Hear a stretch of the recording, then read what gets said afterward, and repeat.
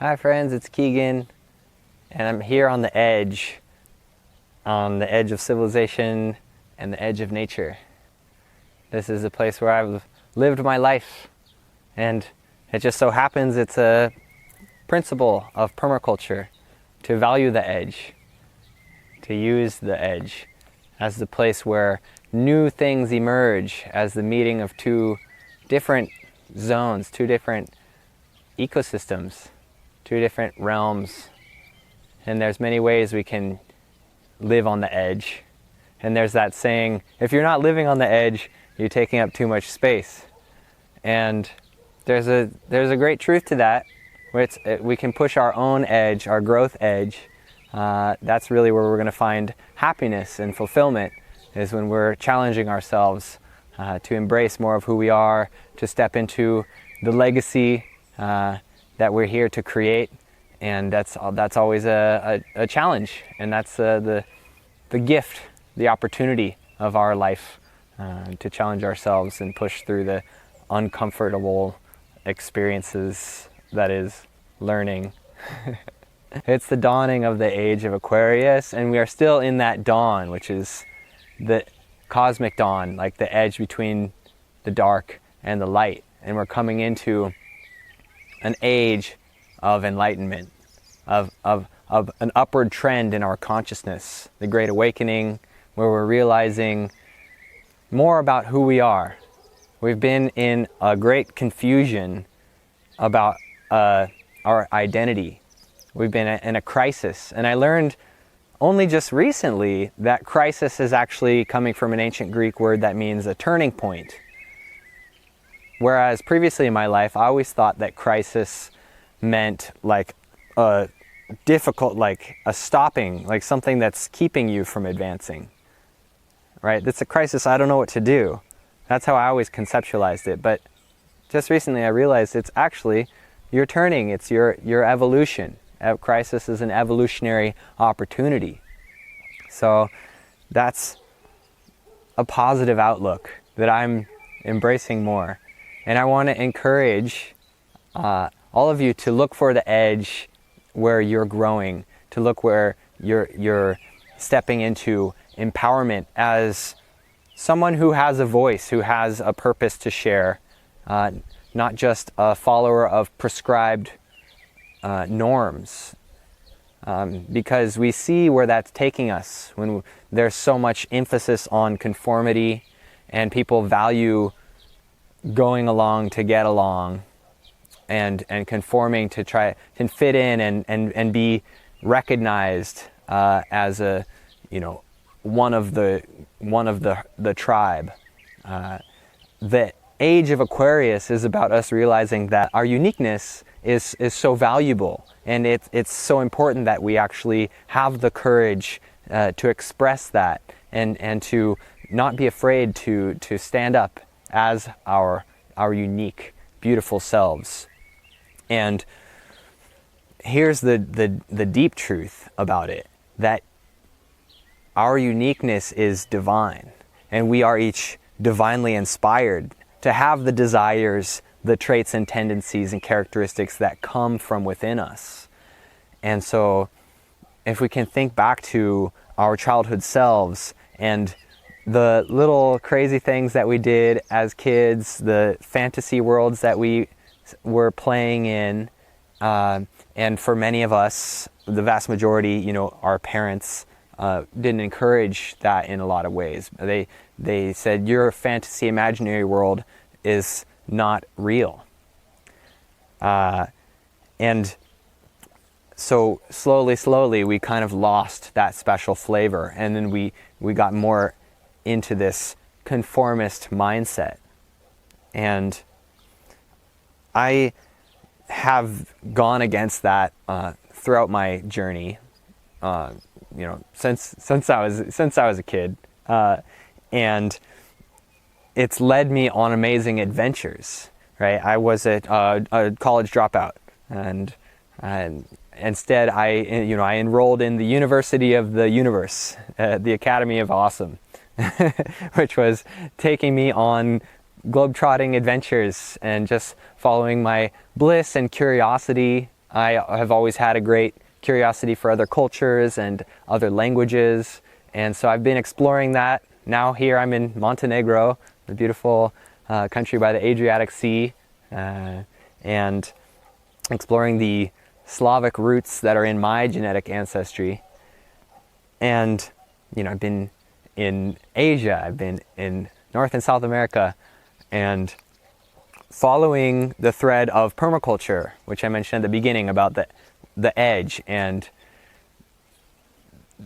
valuing the edge is one of the principles of permaculture, but it's founded on 3 core ethics, which are earth care, people care, and fair share. I've come to understand permaculture essentially as a indigenous revival, of a reconnection, of a reimagining of humanity, not as this civilized creature that is extracting the resources from the natural world, and not honoring and collaborating and harmonizing and being of service in return. Indigenous cultures have always had this concept of sacred reciprocity, of being stewards and consciously harvesting and caring for the resources, and acknowledging that it's not just resources in our natural world.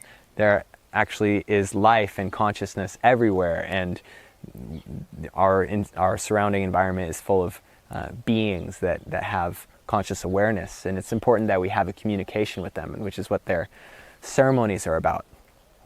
And we still have ceremonies. We still have rituals that are connecting us with a certain tradition, right?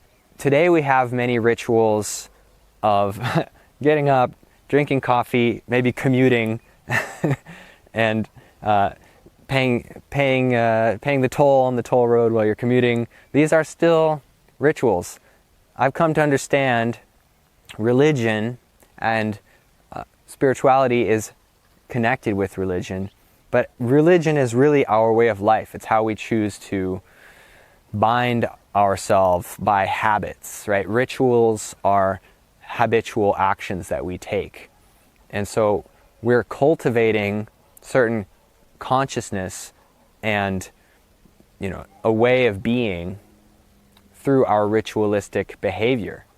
And we can either think of it as mundane and meaningless, or we can find sacredness and acknowledgement and connection and openness and questioning, deeper listening, to look for meaning, to look for guidance from the interactions that we have in our daily cycles and rhythms. But our habits and the culture that we're cultivating for ourselves in our daily rituals, the cycles that we follow, our routines, they become actually our law for our life. Bob Marley was a famous musician who opened a lot of people's hearts with his beautiful song and his message of love. And he also had this perspective that opened a lot of people's minds. And, he's known for saying, if not His Majesty's law, I can make my own law. And so he's speaking about sovereignty.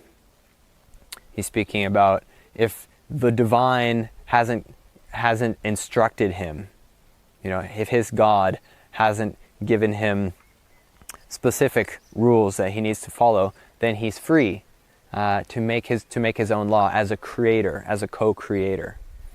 We are all creators. There's another beautiful musician that I know, Paul Isaac, who is also a reggae musician, and he has a song that says, "We are not consumers, we are creators, breath takers and energy makers." And like I'm saying, we're cultivating our own creative impulses, the daily choices that we make, and our choices turn into habits, and our habits turn into traditions, and our traditions are law. They become our norms, our customs, which is essentially how our law is expressed.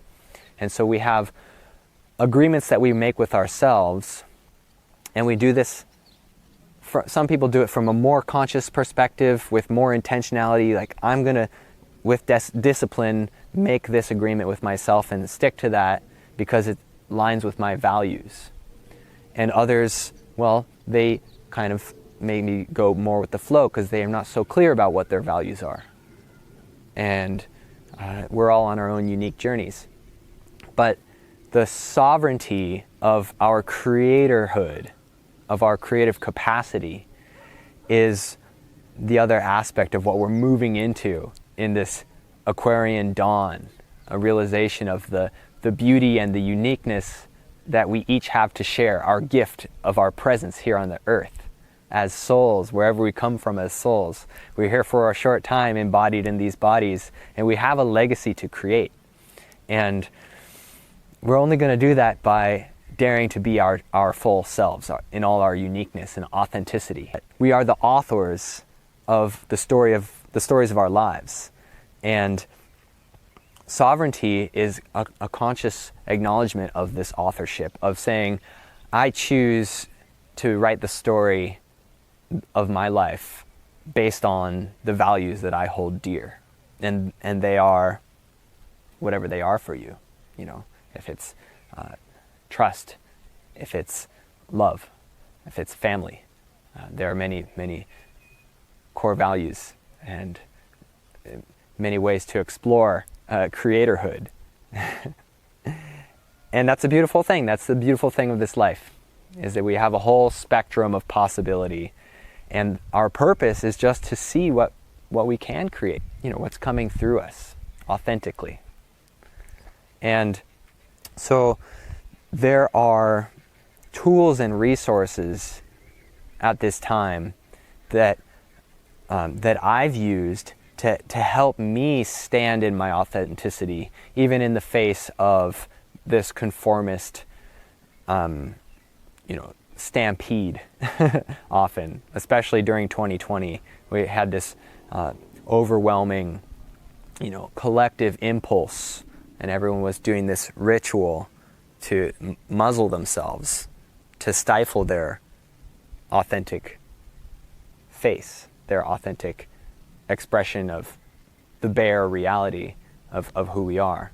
That's my belief that is the purpose of this experience that we had, this global experiment of the orchestrated pandemic. And during that time in 2020, I discovered a course that was called The Law for Mankind.